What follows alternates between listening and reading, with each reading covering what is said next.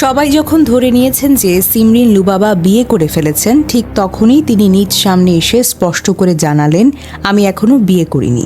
শুধু দুই পরিবারের সম্মতিতে ঘরোয়া পরিবেশে আমার বাগদান সম্পন্ন হয়েছে। বাংলাদেশের আইন অনুযায়ী নির্ধারিত সময়ে বিবাহ হবে ইনশাআল্লাহ। এই ঘোষণার পরে শুরু হয়েছে আসল বিতর্ক। কারণ সামাজিক যোগাযোগ মাধ্যমে ভাইরাল হওয়া কাবা শরীফের সামনে তাদের একসাথে তোলা ছবি। লুবাবা ও হাফেজ মাহমুদ বিন মনির একই ফ্রেমে একসঙ্গে হাঁটছেন, একসাথে উপস্থিত। এখানেই উঠেছে বড় একটি প্রশ্ন।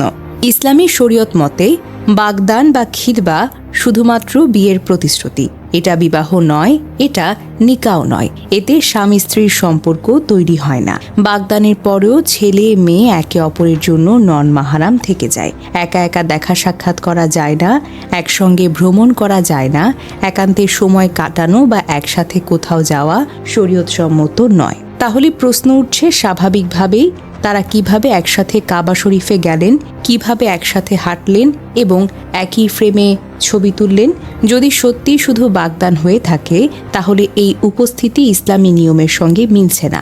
আর যদি ধর্মীয়ভাবে নিকাহ হয়েই থাকে, তাহলে পাবলিকালি এখনও বিয়ে হয়নি বলার ব্যাখ্যাই বাকি। চাপে পড়ে বিয়ের সত্য গোপন করা হচ্ছে কি? এই প্রশ্নটা এখন অনেকেই তুলছেন। বিশেষ করে লুবাবার বয়স মাত্র 15 থেকে 16 বছর বলে বাংলাদেশে বাল্যবিবাহ নিয়ে তুমুল আলোচনা চলছে। বাংলাদেশ বাল্যবিবাহ নিরোধ আইন 2017 অনুসারে মেয়ের বয়স 18 বছরের কম হলে বিয়ে সাধারণত বাল্যবিবাহ হিসেবে গণ্য হয়। এতে আইনি জটিলতা, সমালোচনা ও মিডিয়ার চাপ তৈরি হয়। অনেকের ধারণা, ধর্মীয়ভাবে নিকাহ হয়ে গেলেও আইনি সমস্যা, সোশ্যাল মিডিয়ার ঝড় এবং সামাজিক চাপ এড়াতে তারা পাবলিকালি শুধু বাগদান বলে ঘোষণা করছেন।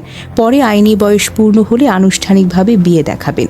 এটাকে কেউ কেউ তাকিয়া বলে যুক্তিও দেন। কিন্তু ইসলামে মিথ্যা বলা পাপ। চাপে পড়ে হোক বা যে কারণেই হোক না কেন, সত্য গোপন করা বা অস্পষ্ট কথা বলা দীর্ঘমেয়াদে কারো জন্যই ভালো নয়। লুবাবা নিজে বলেছেন আইন মেনে বিয়ে হবে। যদিও ধর্মীয় নিকাহ আগেই হয়ে থাকে, তাহলে পাবলিক স্টেটমেন্টের সঙ্গে বাস্তবতার এই অমিল স্পষ্টভাবেই প্রশ্নবিদ্ধ।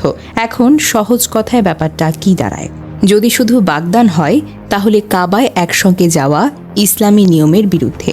যদি নিকাই হয়, তাহলে বিয়ে হয়নি, এই কথাটা বলা সত্যের সঙ্গে মেলে না। দুটোর মাঝামাঝি অবস্থা তৈরি হয়েছে, যা একটি স্বচ্ছতার অভাব দেখাচ্ছে। লুবাবা একজন তরুণী, তিনি শোবিজ ছেড়ে ধর্মীয় জীবনকে বেছে নিয়েছেন।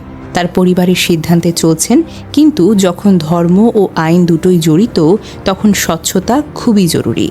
সামাজিক চাপ, আইনি ভয়, ধর্মীয় অনুশাসন, সবকিছুর মাঝে সত্য কথা বলা এবং সঠিক পথে চলা সবচেয়ে বড় চ্যালেঞ্জ।